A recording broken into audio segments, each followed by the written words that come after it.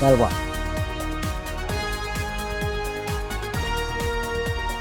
ฮัลโหลฟังพอเลย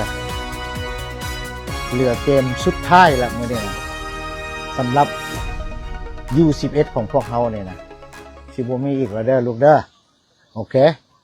ท่านสมมุติเขาได้ไปต่างประเทศไปเตะก็เป็น U12 ละบัดนี้นะมื้อนี้นี่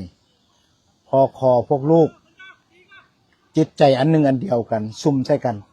เหลือนัดทุดท้ายละบ่ประมาทเขาเตะกับเจ้าภาพเตะกับเจ้าถิ่นเตะกับสปอนเซอร์เฮามานี่ก็เป็นทีมนี้แล้วเป็นสโมสรที่ว่ากำลังมีชื่อเสียงอยู่เซี่ยงไฮ้นี่เนาะเฮาชนะทีมอันดับหนึ่งของประเทศเขาเจ้าละก็ว่าแม่นเนาะอันดับหนึ่งละแต่ว่าอย่าประมาทมื้อเช้าเห็นบ่มันมีการเกิดขึ้นได้คือบาซ่ากับอันนั้นเห็นบ่ความเป็นไปได้นี่เฮาจะบ่เสียเด็ดขาดความเป็นไปได้ก็คือเฮาต้องเอาแชมป์ให้ได้เฮาต้องเอาถ้วยรางวัลที่1เมื่อเถื่อนี้เมื่อฝากพ่อแม่พี่น้องชาวลาวเฮาเมื่อฝากภายในและต่างประเทศเมื่อฝากแฟนคลับวิไลกุลนาคา WIG นาคาเนี่ยให้ได้ลูกพวกเจ้าไปพลาดเนาะเฮาไปพลาดอยู่สเปนเนาะเฮาได้ที่ตกรอบ8ทีมแต่ว่าเทื่อนี้มาแก้ตัวลูก U11 นี่เอาแชมป์ให้มันได้รุ่นอ้ายเขาก็ได้แล้ว U13 ได้แล้วแม่นบ่รุ่นน้อง U10 ได้แล้วแม่นบ่แชมป์เห็นบ่13แชมป์โลกอยู่โปรตุเกส U11 เป็นแชมป์มิกอยู่สเปนพวกเขาไปพลาดหน่อยนึงรอบ8ทีมเทื่อนี้นี่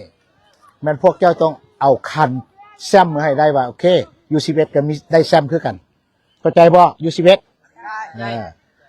โอเคคันพวกลูกได้แชมป์นี่เขามีโอกาสที่จะได้ไปแข่งอยู่สหรัฐอเมริกาโอเคดังนั้นมื้อนี้นี่เต็มที่ให้พ่อแม่พี่น้องชาวลาวเขาที่เบิ่งไลฟ์สดเขาอยู่นี่นะให้เพิ่นได้ปลื้มใจนำพวกลูกว่าโอเคลูกๆทุกคนเฮ็ดได้ดีแล้วก็เฮ็ดให้มันสมศักดิ์ศรีคั่วเอารางวัลทุกรางวัลเมื่อให้มันได้หมดแฮงดีโอเคสำคัญคือแชมป์ทีมเวิร์กเข้าใจบ่โทนดาวซันโวเจ้าได้ละมื้อนี้นะเจ้าบ่ต้องเป็นห่วงเจ้าเล่นบานบ่เล่นผู้เดียวเล่นนํกันทีมเวิร์กเข้าใจทีมเวิร์กบ่ลูกบางนั้นผู้ใดยิงได้ยิงเอาชนะอย่างเดียวมื้อนี้นะเฮาบ่มีหยังที่จะเสีย